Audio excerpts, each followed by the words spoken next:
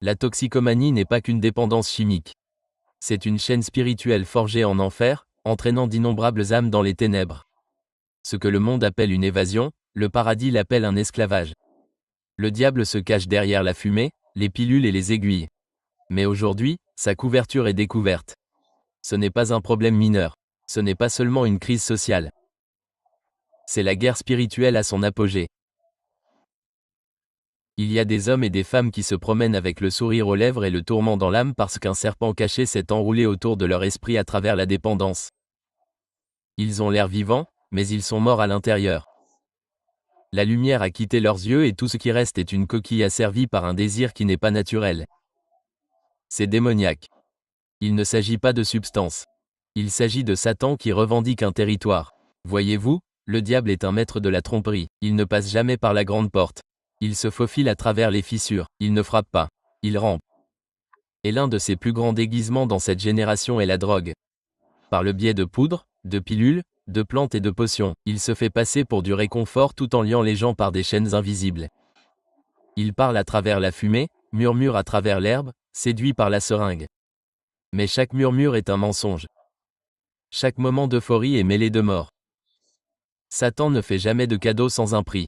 Et dans le domaine de la dépendance, le prix à payer est votre paix, votre objectif, votre esprit et votre âme. Je vous le dis, ce n'est pas seulement un médicament mal utilisé, c'est un appât de l'enfer.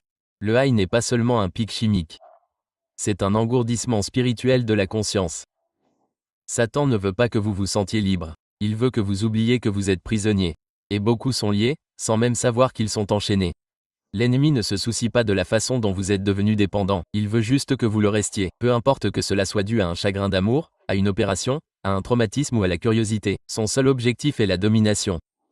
Il attend derrière chaque faux confort, se cachant derrière l'écran fumeux de la culture et de la commodité, prétendant guérir tout en injectant du poison dans l'âme. Et je vous le déclare aujourd'hui, le diable est terrifié à l'idée que cette vérité soit exposée. Car lorsque la lumière de l'évangile brille sur ces ténèbres, les illusions se brisent et les chaînes commencent à se fissurer. Satan veut vous faire croire que la dépendance est normale, qu'elle fait partie de la vie, que vous ne serez jamais libre. Mais il est un menteur et le père du mensonge. Il a pris des rois et les a transformés en mendiants. Il a pris des mères et leur a fait oublier leurs enfants. Il a pris des destinées qui ont été forgées au ciel et les a enterrées sous un tas de pilules. Et l'Église est souvent restée silencieuse tandis que l'enfer marchait ouvertement dans nos rues. Mais Dieu ne nous a pas appelés à nous incliner devant cet esprit, il nous a appelés à le briser. Ce mal doit être exposé. Nous devons le voir pour ce qu'il est. Une puissance parasitaire, un esprit vampire qui draine la vie de la génération suivante. Elle ne se contente pas de voler, elle dévore. Elle ne se contente pas d'engourdir, elle efface. Nombreux sont ceux qui se lancent dans la toxicomanie en quête d'évasion. Mais au lieu de trouver la paix, ils trouvent la prison. Les promesses de la drogue sont toujours douces au début, mais amères à la fin. Elle promet un soulagement, mais entraîne la ruine. Elle promet du réconfort, mais donne des chaînes. C'est le langage de Satan, un plaisir temporaire avec une douleur éternelle. Et ce pouvoir maléfique ne se cache plus dans une ruelle sombre. Il est assis à table. Il est vendu dans les écoles. Il est affiché sur les médias sociaux avec des filtres et du glamour. L'ennemi a rendu la toxicomanie à la mode, acceptable, voire désirable. Mais le ciel voit à travers cela, et aujourd'hui le voile est déchiré. C'est l'heure de la révélation. Le masque est tombé. Ce qui ressemblait autrefois à une fête est en réalité une prison. Ce qui ressemblait autrefois à du plaisir est désormais exposé comme étant fatal. Il n'y a rien de glorieux dans la toxicomanie. C'est un système d'esclavage alimenté par l'enfer et il détruit des millions de personnes tandis que l'Église ne peut rester endormie. Le pouvoir maléfique de la toxicomanie doit être vu pour ce qu'il est. Ce n'est pas simplement une lutte. C'est une forteresse, pas seulement un problème personnel. C'est une invasion satanique. Et à moins que le feu du Saint-Esprit ne brûle dans nos os, nous ne verrons pas la victoire. Mais je dis que Dieu élève des voix, ébranle les fondations et expose les chaînes. Ce n'est pas le moment de chuchoter, c'est le moment de rugir. Ce n'est pas un appel à observer. C'est un appel à renverser. Le diable a fait ce qu'il voulait pendant trop longtemps, et l'Église de Jésus-Christ n'est pas un hospice pour le péché. C'est un hôpital pour la délivrance, et l'Évangile ne négocie pas avec la dépendance. Il l'annihile. La dépendance ne commence pas dans le sang. Elle commence dans l'esprit. Ce que la science appelle un désir, la Bible l'appelle captivité. Ce que les psychologues décrivent comme une habitude, le Saint-Esprit le révèle comme une forteresse. Ce n'est pas seulement la chair qui a soif. C'est un esprit sombre qui exige l'adoration par la destruction. Derrière chaque dépendance inébranlable se cache une emprise démoniaque. Un esprit qui a trouvé un accès par la tromperie et la douleur. Ces esprits ne se contentent pas de murmurer des tentations. Ils réclament la domination. Ils ne se contentent pas de pousser du coude, ils asservissent. Et leur but n'est pas seulement de vous garder accro, c'est de vous empêcher d'aller au paradis. Le diable ne s'en soucie pas si vous allez à l'église tant que vous êtes trop lié pour marcher dans la victoire. Il vous laissera lever les mains en signe d'adoration tant que vous rentrez chez vous et que vous fléchissez les genoux devant une bouteille. C'est un maître manipulateur, qui maintient les gens dans l'incertitude et le désarmement spirituel. Le diable se cache derrière le mot maladie pour souligner la nature spirituelle de la dépendance. Mais Jésus n'a jamais chassé les maladies. Il a chassé les démons. L'homme dans les tombeaux n'était pas seulement mentalement brisé. Il était possédé. Et aujourd'hui, les mêmes esprits impurs détruisent des vies par le biais de substances. La dépendance détourne le temple du Saint-Esprit et le remplit d'un feu contrefait. Le même corps conçu pour le culte devient un sanctuaire de tourments. Ces esprits aiment imiter le Saint-Esprit, offrant une fausse paix, une fausse joie, un faux soulagement, mais ils laissent à chaque fois une traînée de mort. Ne vous y trompez pas, il y a des esprits derrière les seringues, des démons derrière les boissons, des forces impures derrière les poudres et les pilules. Ils ne se soucient pas de la substance. Ils ne se soucient que de la soumission. S'ils peuvent obtenir votre volonté, votre esprit, votre attention, ils ont trouvé un trône sur lequel s'asseoir. Ce qui commence comme une évasion se termine par un piège. Ce qui commence comme un confort se transforme en alliance. Et cette alliance n'est pas avec un produit chimique. Elle est avec les ténèbres elles-mêmes. Le diable n'a pas besoin que vous signiez un papier. Il a juste besoin que vous ouvriez votre âme et que vous fermiez votre Bible. Ces esprits sont territoriaux. Ils ne partent pas de leur plein gré. Ils deviennent plus forts par le secret, par la honte, par le silence. Et de nombreuses églises sont devenues trop polies pour appeler cela par son nom, une oppression démoniaque. Ainsi, l'ennemi s'assoit confortablement sur les bancs du fond tandis que le réveil est reporté. Dans le domaine de la dépendance, la chair est le champ de bataille, mais l'esprit est le prix. Satan n'en veut pas à votre santé. Il en veut à votre héritage. Il utilise la drogue pour étouffer la conviction, pour étouffer la prière, pour écraser le discernement jusqu'à ce que vos sens spirituels soient engourdis et paralysés. Ce n'est pas une simple question de style de vie, c'est une collision de royaumes entre la vie et la mort. Vous ne pouvez pas chasser un démon par la seule thérapie. Vous ne pouvez pas briser les chaînes spirituelles par la volonté. Vous ne pouvez pas raisonner avec un diable. Vous devez le chasser au nom de Jésus par le feu du Saint-Esprit. L'homme qui se trouvait au rassemblement n'avait pas besoin de conseils, il avait besoin de délivrance. Il se coupait en vivant isolé, rempli d'une force surnaturelle. Et pourtant, il a couru vers Jésus. C'est l'image de nombreux toxicomanes aujourd'hui, tourmentés, isolés, marqués par la douleur. Mais quelque chose en eux veut toujours être libre. Le diable est spécialisé dans les contrefaçons. Il propose de l'héroïne au lieu de l'espoir, des pilules au lieu de la paix, des substances au lieu du salut. Et lorsque l'âme a faim de soulagement, les démons interviennent avec leur menu de destruction, offrant un soulagement enveloppé dans un nœud coulant. Le but ultime de Satan n'est pas l'intoxication, c'est l'habitation. Il veut s'asseoir sur le trône de votre vie et régner sur vos pensées, vos émotions, votre comportement. La dépendance n'est que sa méthode d'entrée. Un cheval de Troie spirituel se cachant derrière l'apparence du plaisir tout en portant le pouvoir de la mort. Et il ne s'arrête pas à l'individu. Il cible des familles, des générations, des lignées entières. Ce qui a commencé par la douleur d'un homme devient une malédiction générationnelle à moins d'être brisé par l'onction. Je vous le dis, ces démons ne jouent pas franc jeu. Ils ne partent pas d'eux-mêmes et ne se rendent pas sans se battre. Mais nous n'ignorons pas ses desseins. Nous savons qu'il ne s'agit pas seulement d'un problème biologique. C'est une guerre spirituelle qui se manifeste dans la chair. Ces esprits savent que le temps presse et ils avancent plus vite, saisissant les jeunes, les enchaînant avant même qu'ils aient appris à prier. Ils n'attendent pas que vous soyez faibles. Ils viennent lorsque vous cherchez. De nombreux toxicomanes ont commencé par un désir de paix, de soulagement, de sens. Mais lorsque le ciel a tardé, l'enfer est arrivé avec une offre. Et une fois la porte ouverte, les chaînes se sont resserrées et ce qui semblait autrefois petit est devenu un cauchemar vivant. Que chaque croyant comprenne qu'il ne s'agit pas seulement d'une crise humaine. C'est une invasion démoniaque. Ce n'est pas seulement un problème de santé publique. C'est une urgence spirituelle. Le diable a transformé le corps en champ de bataille, l'esprit en zone de guerre et l'âme en prise d'otage. Et tant que l'Église ne recommencera pas à prêcher avec le feu, à prier avec autorité et à appeler le péché par son nom, ces démons continueront à danser dans l'ombre. Ils craignent la lumière. Ils tremblent au nom de Jésus, mais ils restent cachés là où la vérité est silencieuse. C'est le moment de tirer le rideau, d'arrêter de traiter la dépendance avec des gants blancs et de commencer à l'affronter comme Jésus l'a fait avec la vérité, avec la puissance et avec le Saint-Esprit. Car ce ne sont pas que des produits chimiques, ce sont des chaînes. Et ces chaînes sont forgées dans les flammes de l'enfer lui-même. Le diable ne fait jamais irruption. Il attend une fissure dans la porte. Il étudie la douleur, observe la faiblesse et attend dans l'ombre un moment de vulnérabilité. Il sait exactement quand chuchoter. Exactement quand offrir son poison déguisé en paix. Et son but est de planter un hameçon dans l'esprit qui transforme les pensées en chaînes. Cela commence si petit, si subtil. Une bouffée, une pilule, un moment de curiosité. Pas de rébellion au début, mais une expérimentation juste une fois, dit-on. Mais Satan n'a pas besoin d'une phrase complète, il a juste besoin d'une période de permission. La curiosité est l'appât que l'ennemi fait miroiter aux jeunes esprits. Il utilise l'excitation pour masquer le piège. Vous ne voulez pas essayer? Il chuchote. Mais ce qu'il appelle expérience, le ciel l'appelle exposition. Exposition à des esprits qui ne partent pas facilement.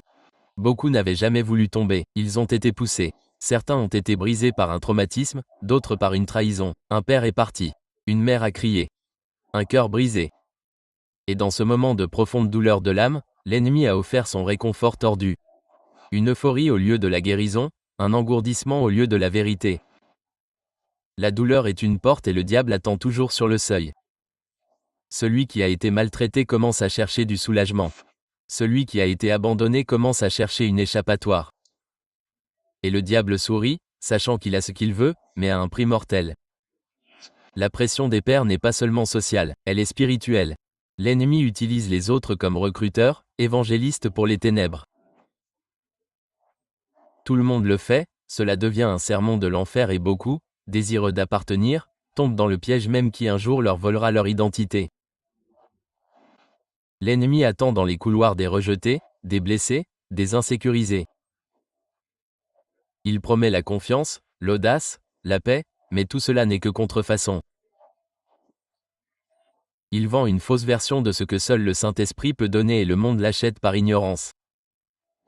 Le traumatisme est l'une des armes les plus tranchantes du diable. Il aime quand les gens sont violés, brisés, blessés, car le traumatisme déstabilise l'esprit et un esprit déstabilisé est plus facile à contrôler. Il transforme la douleur d'hier en addiction de demain.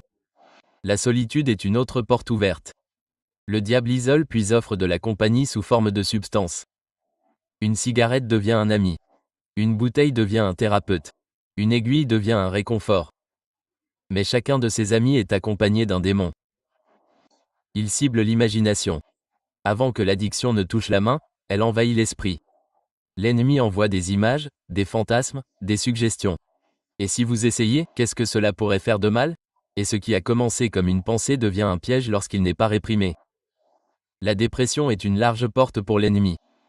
Quand l'espoir meurt, la chair cherche du soulagement. Et Satan ne vient pas avec des réponses mais avec une anesthésie. Il engourdit la douleur mais ne guérit jamais le cœur. Et bientôt, la personne ne souffre pas seulement, elle est liée. Les blessures émotionnelles sont des aimants pour l'infection spirituelle. Là où il y a de l'amertume non guérie, du manque de pardon, du rejet, il y a une porte vers l'addiction. Le diable ne frappe pas, il se contente de traverser les plaies ouvertes. Et plus la blessure reste ouverte, plus la chaîne s'enroule profondément. Même le succès peut être un piège s'il n'est pas enraciné en Dieu. La célébrité, la richesse, le stress, tout devient un appât lorsque le Christ n'est pas au centre. Beaucoup de ceux qui avaient tout ont eu recours à la drogue non pas parce qu'ils étaient pauvres mais parce que leur âme était affamée de quelque chose de réel. La musique, les médias, la culture, tout cela renforce les hameçons de l'ennemi. Les chansons qui glorifient la drogue. Les émissions qui normalisent la dépendance, les célébrités qui s'en vantent. Ce sont les évangélistes de Satan qui prêchent l'esclavage à une génération avide d'identité. Le diable n'a pas besoin que vous deveniez un accro à part entière en un jour. Il a juste besoin d'un schéma, d'un cycle. Une dose le vendredi, un verre quand vous êtes stressé, une bouffée quand la vie devient trop dure. Et avec le temps, le schéma devient une prison. La dépendance ne commence pas dans la bouche, elle commence dans l'esprit. Les pensées qui ne sont pas maîtrisées deviennent des obsessions. Les obsessions deviennent des actions. Et une fois que l'action se répète, l'ennemi construit une forteresse autour d'elle et la garde comme un territoire. C'est pourquoi les Écritures disent dans 2 Corinthiens 10/5, renversez les raisonnements, car le champ de bataille, c'est l'esprit. Si le diable peut vaincre l'esprit, il dominera sur la vie. Les points d'entrée ne sont pas toujours spectaculaires. Ils sont souvent silencieux, privés et lents. Il entre par l'ennui, par le divertissement, par la paresse spirituelle. Il ne crie pas toujours. Parfois, il murmure simplement. Mais ces murmures construisent des forteresses lorsque la parole est absente et que la prière est froide. Ainsi, l'esprit devient la porte et le cœur devient l'otage. Ce qui était autrefois un vase d'adoration libre devient une âme confuse, empêtrée dans des voies et tirée par des désirs qui vont au-delà de la chair. Et sans la lumière de la vérité, les ténèbres s'approfondissent. Ces points d'entrée ne sont pas aléatoires, ils sont stratégiques. Ce sont des attaques coordonnées contre l'âme conçue pour attirer, piéger et asservir. Et une fois que l'hameçon est dans l'esprit, le diable commence son véritable travail. Le lent démantèlement de l'identité et du but. La dépendance n'affecte pas seulement le corps. Elle assassine l'identité. Elle dépouille une personne de ce qu'elle est jusqu'à ce qu'elle ne puisse plus reconnaître son visage dans le miroir. La voix qui déclarait autrefois « J'ai été fait pour plus » devient un murmure noyé par les désirs. Et l'âme autrefois rayonnante de destinée s'affaiblit sous le poids de la honte. Le diable ne se contente pas que vous soyez défoncé. Il vous veut vide. Il veut réécrire votre histoire, détourner votre destin et rediriger votre vie vers la destruction. Il sait que si jamais vous découvrez qui vous êtes en Christ, vous deviendrez dangereux pour l'enfer. Il frappe donc tôt, frappe fort, visant directement l'identité. Il transforme les rois en mendiants et les guerriers en vagabonds. Il trouve des vases fabriqués par Dieu et les transforme en réceptacles de chagrin. La personne qui rêvait autrefois, qui brûlait autrefois de vision, vit désormais de solution en solution. Et chaque dose semble dire, vous ne serez jamais libre. Voilà qui vous êtes désormais. La dépendance est un baptême démoniaque.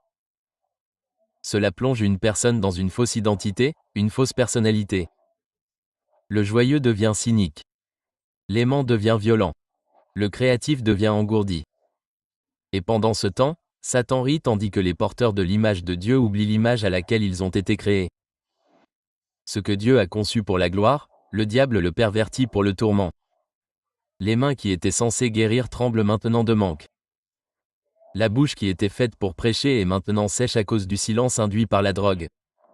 Les yeux qui étaient censés avoir des visions sont maintenant injectés de sang et obscurcis par le désespoir. Satan veut effacer l'empreinte du paradis de votre âme. Il veut vous convaincre que vous n'êtes rien de plus que votre dépendance. Que vous n'êtes qu'un drogué, un perdant, un raté. Il utilise des étiquettes comme des chaînes, et s'il peut vous faire croire au mensonge, il peut vous empêcher de répondre à votre vocation. Le but meurt lentement sous le poison de la dépendance. Au début, ce n'est qu'un délai. J'arrêterai bientôt, disent-ils, je reviendrai à la normale plus tard. Mais plus tard n'arrive jamais parce que le voleur est à l'œuvre.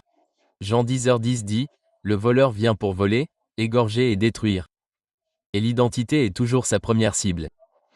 Il vole les rêves dans la nuit. Il tue la passion dans le cœur. Il détruit la clarté d'esprit nécessaire pour entendre Dieu.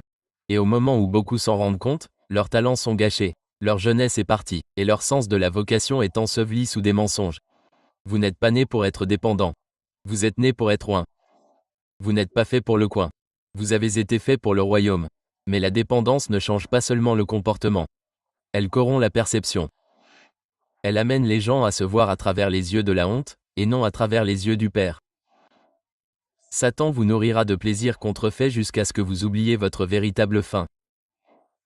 Il engourdit votre esprit avec juste assez de satisfaction pour faire taire votre recherche de la vérité. Il veut que votre cœur soit trop insensible pour crier et vos oreilles trop sourdes pour entendre le ciel appeler votre nom. La dépendance ne fait pas que asservir. Elle déguise.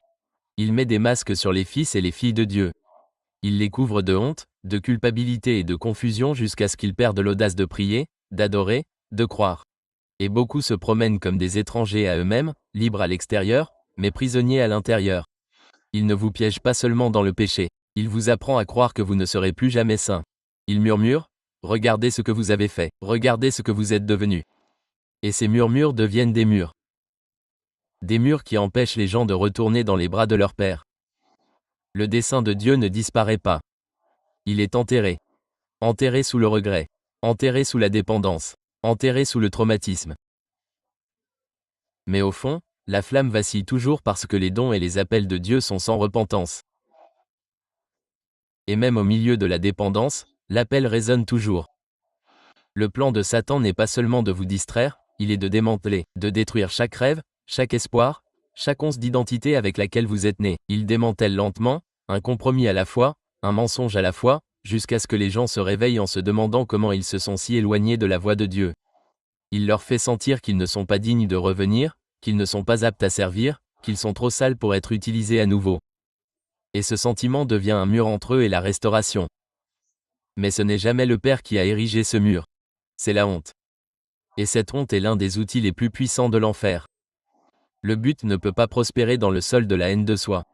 Et la dépendance cultive la haine de soi comme un fermier cultive les mauvaises herbes. Elle se nourrit de regrets, alimente l'insécurité et récolte le désespoir. Et avant longtemps, ce qui était autrefois une vie fertile pleine du potentiel de Dieu devient un désert aride de ce qui aurait pu être. C'est la destruction que vise l'ennemi. Pas seulement la ruine physique, mais l'effacement de ce que Dieu vous a créé pour être. L'âme était censée s'envoler, mais la dépendance lui coupe les ailes. Et l'ennemi ne s'arrête pas à voler du temps. Il veut faire taire le destin. Il veut s'assurer que vous ne vous relèverez plus jamais. Il existe un pouvoir plus grand que la dépendance, plus fort que l'héroïne, plus fort que la dépression. C'est le pouvoir de la croix de Jésus-Christ. La même croix qui a brisé le pouvoir du péché peut briser les chaînes de la dépendance. Le même sang qui a lavé la culpabilité peut détruire toute forteresse démoniaque. Jésus n'est pas mort pour une liberté partielle, il est mort pour une délivrance totale. Le monde offre une cure de désintoxication, mais le ciel offre la résurrection. Le monde offre un programme, mais Dieu donne le pouvoir. Lorsque Jésus était pendu à cet arbre, il ne portait pas seulement votre péché, il portait votre esclavage, vos envies, vos cycles. Et lorsqu'il a dit « Tout est accompli », toutes les chaînes forgées en enfer ont été brisées sous le poids de l'amour divin. Aucune dépendance ne peut tenir en présence du Christ ressuscité. Aucun démon ne peut tenir bon lorsque le sang est appliqué. Satan peut crier, mais il ne peut pas rester. Le nom de Jésus n'est pas un murmure. C'est une arme. Et lorsqu'il est prononcé avec foi, les portes de l'enfer tremblent. J'ai vu le feu de Dieu tomber sur des toxicomanes et brûler des années d'esclavage en quelques secondes. J'ai vu des gens jeter des aiguilles, jeter des pilules dans les toilettes et s'éloigner de décennies de tourments parce qu'un seul contact de Jésus change tout. Il ne nettoie pas seulement l'extérieur. Il transforme l'intérieur. Il brise la chaîne à la racine. Pas seulement un changement de comportement, mais un changement de nature. Le cœur de pierre devient un cœur de chair. Le menteur devient un diseur de vérité. Le toxicomane devient un adorateur. Le voleur devient un prédicateur. C'est l'évangile. Il ne fait pas qu'améliorer, il fait renaître. Ce n'est pas une théorie, c'est la réalité. Demandez à l'ancien héroïnomane qui impose désormais les mains aux malades. Demandez à l'alcoolique qui dirige désormais des réunions de prière. Demandez aux membres de gang qui dirigent désormais le culte dans les prisons. L'évangile fonctionne parce que Jésus est vivant. Jésus n'est pas venu pour gérer les démons. Il est venu pour les chasser. Il n'est pas venu pour conseiller la servitude. Il est venu pour l'écraser sous ses pieds. Lorsqu'il est ressuscité du tombeau, il n'a pas ramené des chaînes, il a ramené des clés. Des clés qui ouvrent les portes des prisons. Des clés qui déverrouillent les destinées.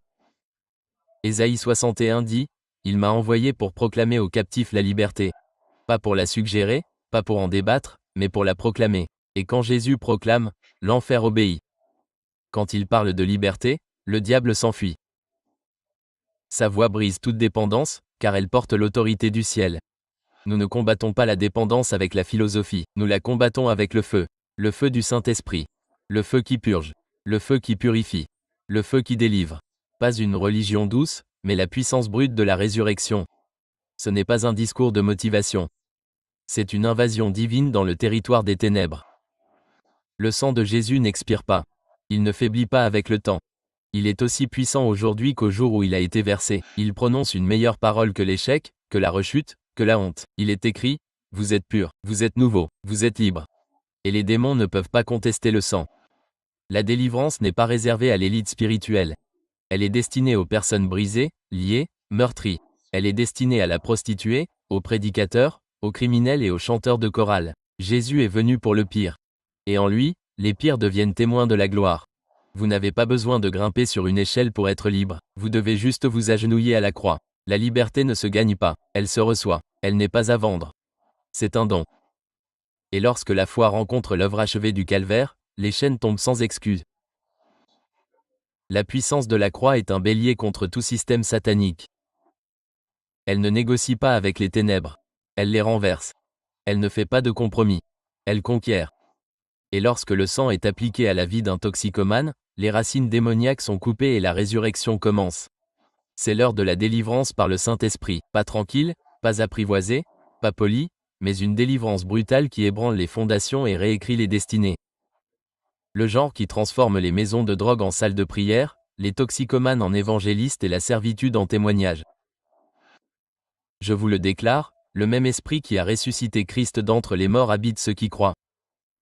Et s'il peut ressusciter un mort d'un tombeau, il peut ressusciter une âme brisée de la dépendance. Il n'y a aucun produit chimique qui puisse résister au Créateur, aucune obscurité qui puisse distancer la lumière. Que le diable tremble parce que Jésus est toujours en train de libérer les captifs.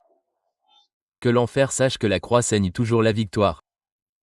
Que chaque démon hurle de peur parce que l'onction brise toujours le joug. Là où est l'Esprit du Seigneur, il n'y a pas de liberté partielle. Il y a vraiment la liberté. Ce n'est pas un temps pour les spectateurs. C'est un temps pour les soldats. Le champ de bataille n'est pas dans une nation lointaine. Il est dans nos maisons, nos rues, nos écoles. L'ennemi a envahi et la dépendance est devenue son arme. Mais l'Église détient l'arme de toutes les armes, l'intercession imprégnée du Saint-Esprit, le feu. L'enfer tremble lorsque les saints commencent à prier. Le diable craint le croyant qui plie les genoux à minuit et dit « Pas mon fils, pas ma fille, pas ma ville ». Ta prière n'est pas un murmure dans l'obscurité. C'est une bombe dans le royaume des esprits qui détruit les missions sataniques.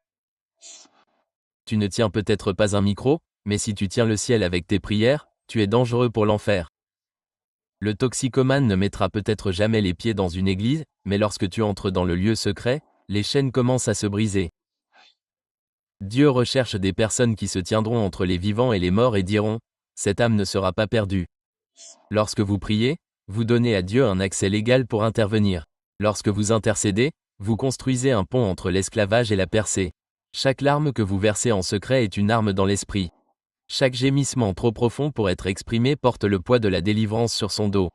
Vous n'avez pas besoin d'éloquence, vous avez besoin de feu, vous n'avez pas besoin d'une scène. Vous avez besoin d'un fardeau. L'Esprit de Dieu appelle l'Église à revenir à l'autel. Pas pour le divertissement, mais pour la guerre. Car derrière chaque toxicomane se cache une bataille, et derrière chaque bataille se trouve une âme qui vaut la peine d'être sauvée. Il est temps d'arrêter de prier des prières polies et de commencer à prier des prières prophétiques. Ne les aide pas, Seigneur, mais délivre-les par ta puissance. Pas si telle est ta volonté, mais je déclare au nom de Jésus que la liberté viendra. Le ciel répond à la foi violente et aux cris persistants. Il y a des mères dont les prières ont sorti leurs enfants des repères de drogués. Il y a des grands-mères dont les pleurs ont brisé des chaînes que la police n'a pas pu briser. Il y a des jeunes qui ont jeûné et prié jusqu'à ce que leurs amis marchent, loin du bord de la mort. Votre prière peut atteindre là où votre voix ne peut pas. Lorsque l'Église s'unit dans l'intercession, l'ennemi perd son emprise. La fumée se dissipe, les mensonges sont réduits au silence, la confusion disparaît. Car la prière n'est pas passive, elle est conflictuelle. Elle envahit les ténèbres avec l'autorité du sang. Et là où il y a une Église qui prie, il y aura une génération délivrée. Dieu ne recherche pas des personnes parfaites, il recherche des personnes disposées. Prêtes à jeûner, prêtes à pleurer, prêtes à porter un fardeau jusqu'à ce qu'il se brise. Votre intercession n'est pas vaine.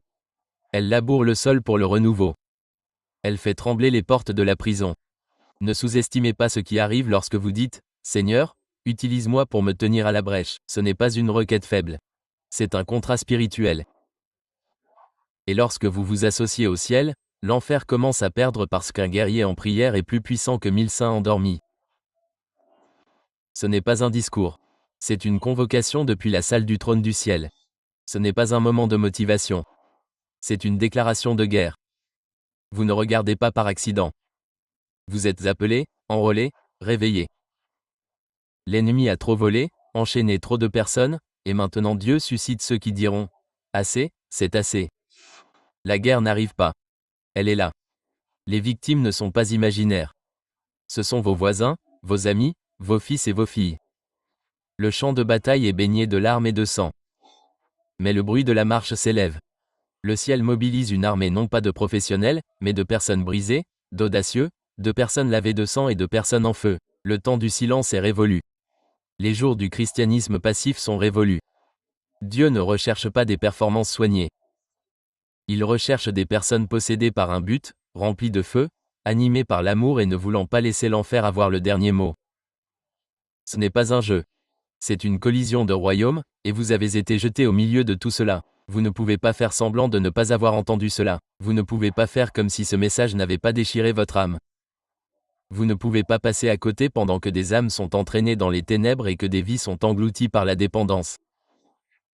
Si Jésus a quitté les 99 pour en poursuivre un, pourquoi sommes-nous assis confortablement pendant que l'autre meurt enchaîné?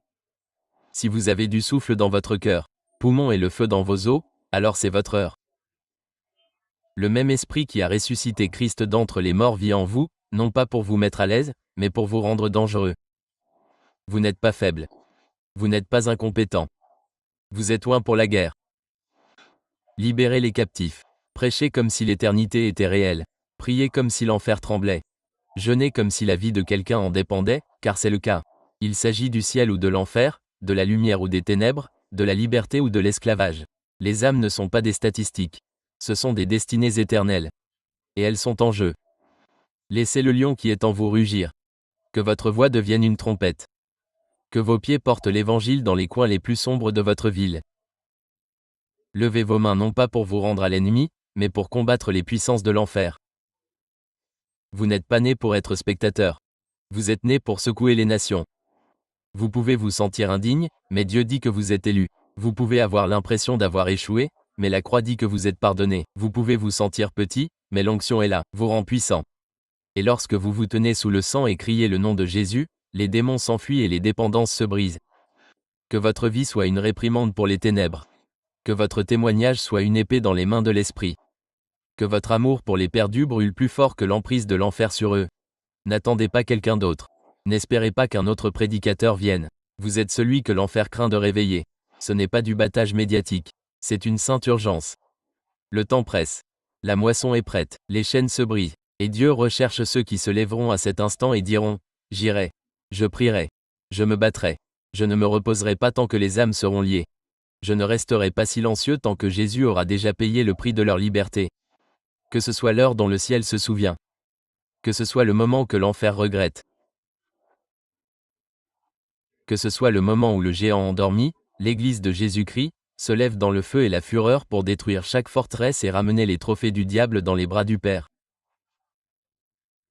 Regardez autour de vous, ce n'est pas une génération qui est allée trop loin. C'est une génération sur le point d'être incendiée. Le même Dieu qui a délivré la Légion, qui a guéri Marie-Madeleine, qui a brisé les chaînes de Paul et de Silas, est le même Dieu qui se tient au-dessus de cette heure en disant « Qui ira pour moi? Qui résistera? Qui brûlera? » C'est maintenant votre tour, c'est maintenant votre heure. C'est votre cri de guerre. C'est votre sainte mission. Ce n'est pas pour demain, c'est pour maintenant. Parlez, tenez-vous debout, criez, combattez, brûlez, détruisez, levez-vous, mettez les captifs en captivité.